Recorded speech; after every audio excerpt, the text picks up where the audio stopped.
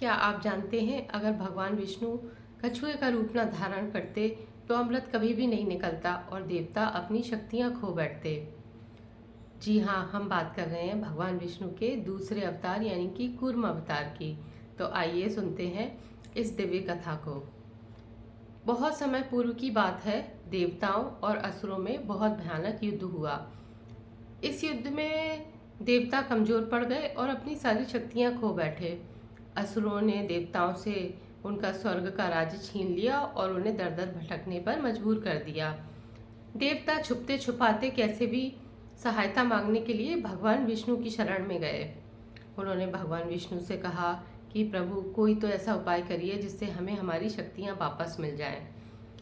तब भगवान विष्णु ने उनसे कहा कि यदि तुम अमृत प्राप्त कर लो तो तुम्हारी शक्तियां भी वापस आ जाएंगी और तुम्हें स्वर्ग का राज्य भी वापस मिल सकता है। पर इसके लिए तुम्हें क्षीर सागर का मंथन करना होगा, वो भी असुरों के साथ। तब देवताओं ने असुरों के साथ समझौता किया और फिर तैयारियां शुरू हुई समुद्र मंथन की। मंदराचल पर्वत को मथनी बनाया गया और वासुकी नाग को रस्सी बनाया गया। एक तरफ देवता हुए और एक तरफ असुर, और उसके बाद फिर शुरू हुआ समुद्र मंथन का कार्यक्रम। जैसे ही समुद्र मंथन शुरू हुआ, विशाल मंदराचल पर्वत समुद्र की गहराइयों में डूबने लगा। तब भगवान विष्णु ने एक विशाल कछुए का रूप धारण किया और यही था उनका कूर्म अवतार। भगवान विष्णु यानी कि भगवान कूर्म समुद्र की गहराइयों में गए और अपनी विशाल पीठ पर मंदराचल पर्वत को धारण किया। इसके बाद मंदराचल पर्वत स्थिर हो गया और समुद्र मंथन बड़ी आसानी से संपन्न हो गया। सबसे पहले इस समुद्र मंथन से निकला हलाहल विष, कालकूट विष, जिसे भगवान शंकर ने अपने गले में धारण किया और नीलकंठ कहलाए। इसके बाद समुद्र मंथन से अनेक प्रकार के रत्न निकले। सबसे पहले निकली इसमें से कामधेनु गाय, फिर निकला ऐरावत हाथी, फिर निकला उच्चैश्रवा घोड़ा, उसमें से निकले कल्प वृक्ष, पंचजन्य शंख निकला जिसे भगवान विष्णु ने धारण किया, मदिरा निकली जिसे राक्षसों ने ग्रहण किया, अप्सराएं निकली, फिर माता लक्ष्मी भी समुद्र मंथन से निकली और फिर भगवान विष्णु ने उन्हें अपनी पत्नी स्वरूप स्वीकार किया।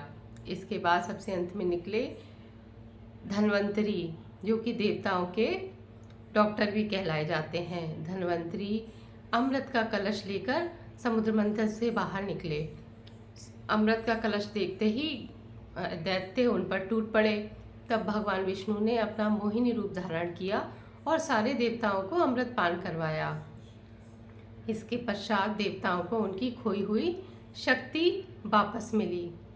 तो दोस्तों, इस कथा से हमें ये शिक्षा मिलती है कि किसी भी बड़े कार्य की सफलता के लिए हमें धैर्य, सहयोग और मजबूत आधार की आवश्यकता होती है।